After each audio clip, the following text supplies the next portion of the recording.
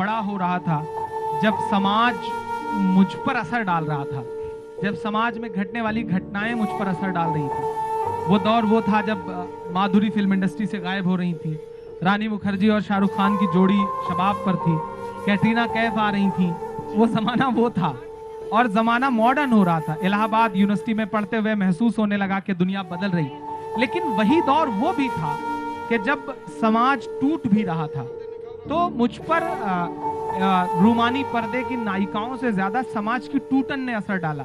मुझ पर समाज में जो घट रहा था वो मुझे ज्यादा प्रभावित कर रहा था। मैं मोहब्बत के अशार लिख रहा था, मैं गीत लिख रहा था, गीत कवि सम्मेलनों में, मुशायरों में जाके गीत सुना भी रहा था। लेकिन एक वक्त के बाद मुझे लगा कि यार नहीं यार, जो सामने बैठी आवाम है वो दिन भर में इतना कुछ गम लेकर के आ रही है कि उसके आंसुओं को मरहम बनाया जाए, उसके जख्मों पे अपने गीतों से मरहम लगाया जाए, नज़मों से मरहम लगाया जाए। अच्छा, दूसरी बात, रूमानी शायरी करने वाले लोग बहुत थे जी, बागी लोग कम होते हैं। बिल्कुल। तो मुझे पता नहीं क्यों बगावत पसंद थी। मोहब्बत कौन करता है, सियासत कौन करता है, मुझे मालूम है मेरी हिफाजत कौन करता है, और हम ही ने लाज रखी है बुजुर्गों की यहाँ, वरना सभी टुकड़ों पे पलते हैं, बगावत कौन करता है। क्या बात है, क्या बात है। तो मैंने बगावत को चुना और मैंने कोशिश करी कि मेरी नजर में शायर का मतलब ही यही था।